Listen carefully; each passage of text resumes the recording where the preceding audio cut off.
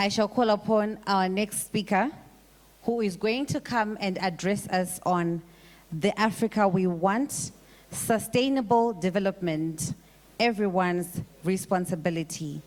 And coming through to give us this address is Honorable Dr. Ben Malunga Piri, who is the Minister of Local Government and Rural Development from Malawi. Allow me to read his profile. He is a distinguished leader and advocate for development. Honorable Dr. Ben Malunga Piri is a highly respected leader in Malawi, currently serving as Minister of Local Government and Rural Development. With extensive experience in public service and political leadership, he is dedicated to driving sustainable development, promoting good governance, and improving the lives of his constituents. His leadership is marked by a strong commitment to transparency, accountability, and people-centered policies. Ladies and gentlemen, may you please help me welcome Honorable Dr. Ben Malunga Piri.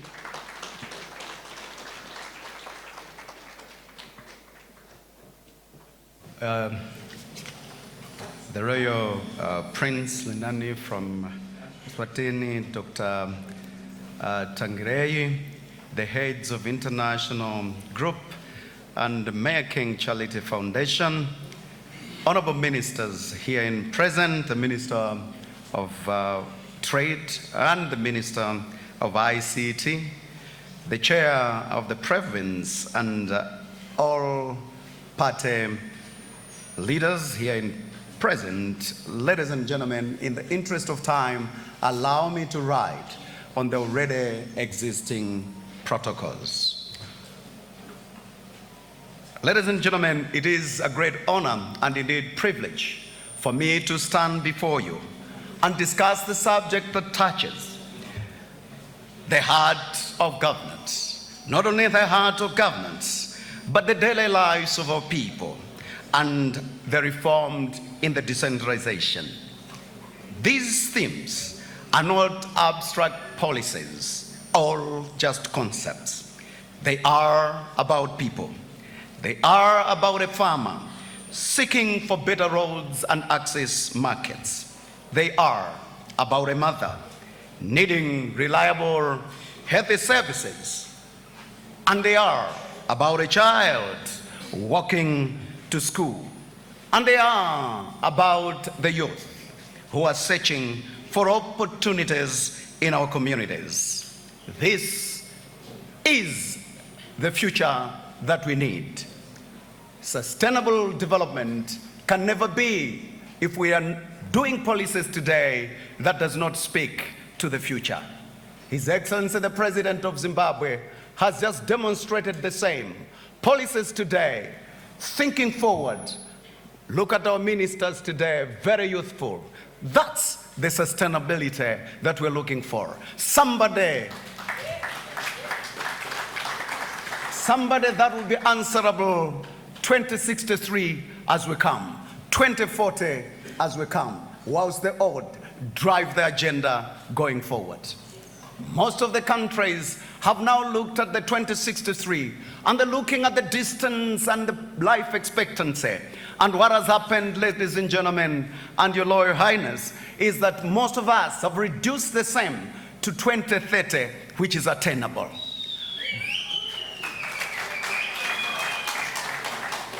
Ladies and gentlemen, quite a number of things that have affected the sustainability of our development in Africa, one of which is corruption.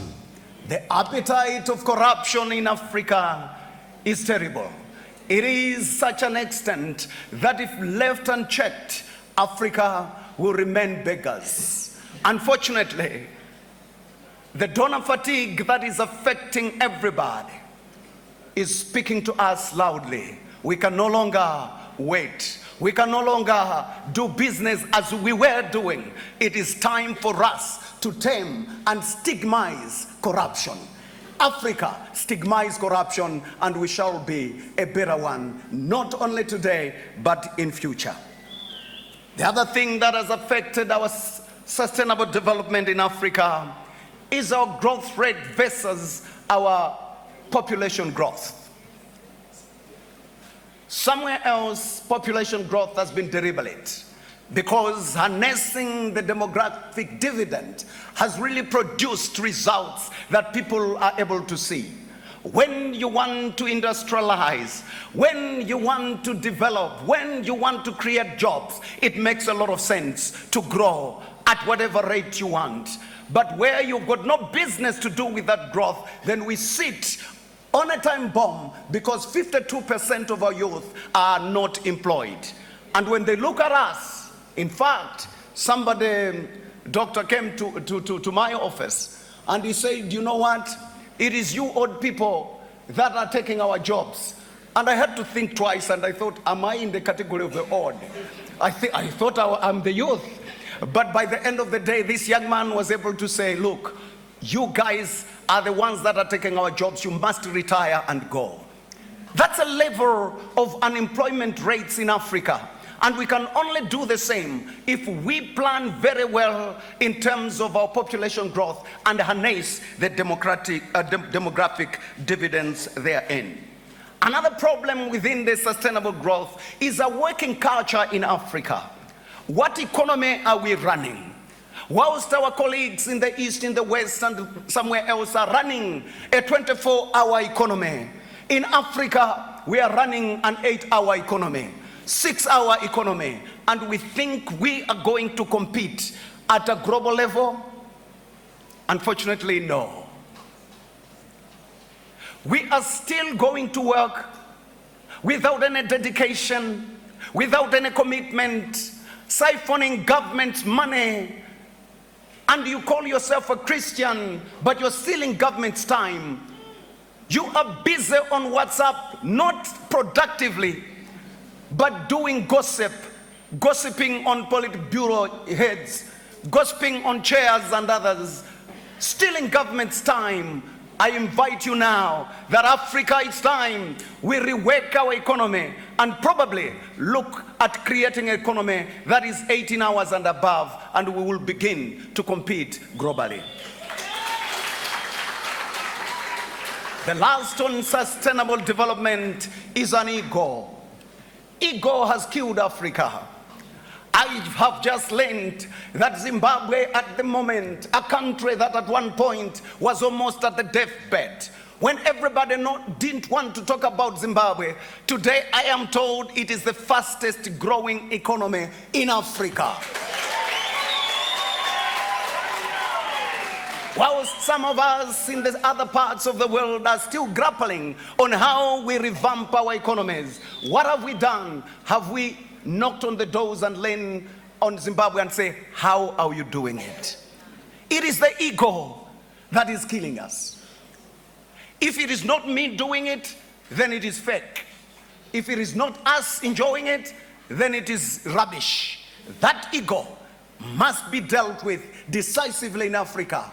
And it is only until we do that, that Africa will begin to get to where we want us to go. I want to invite you to think that the way the eagle is in Africa, it is easier to subdue a wild lion than it is to deal with an eagle of an African. It is so terrible.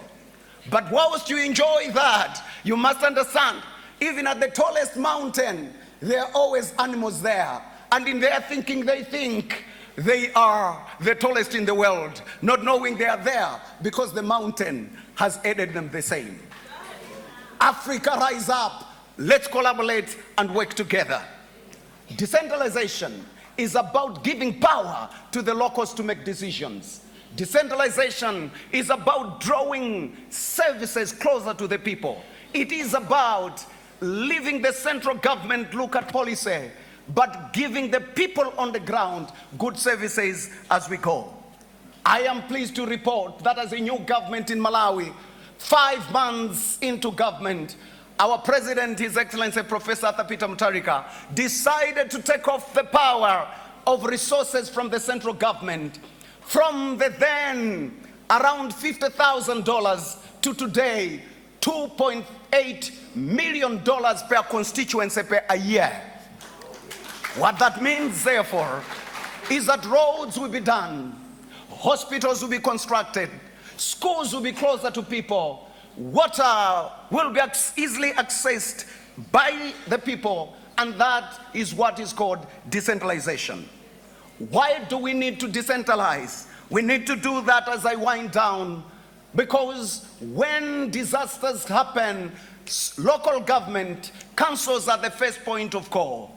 When central government is still looking at logistics, the district commissioners are the first one to address the problems. It is therefore very important that when a borehole is damaged, it is the very people that gets down to do it. When waste management is useless in a city, it is the council that runs to deal with the same. When a pregnant woman is about to die because a bridge is broken, it is not the central government that gets down, it is the local government that rushes to handle the situation. In Africa, and I must say, on behalf of the government of Malawi, thank you to the Republic of Zimbabwe, because disaster that befell us, you have aided us. Kindly get the message to the president. We have so far received 3 consignments, the latest one being last week, and we were told that another consignment is coming this week. But the question is, was it the central government alone that was feeling the pinch? No, it was a local woman down in the village, and Zimbabwe, being a friend indeed, has really aided that particular person from that level where he was struggling to a level where he can now have a sign of relief. Allow me to conclude by saying the following. Africa has been an accident waiting to happen. But that time is no longer here with us. We can no longer continue to dream. It is time for us to actualize it. It is time for us never again to dream about aid, because donor fatigue is real. By the way, the same money that we always pant for, it is taxpayers' money somewhere else. And we cannot pride ourselves by getting money and call it aid.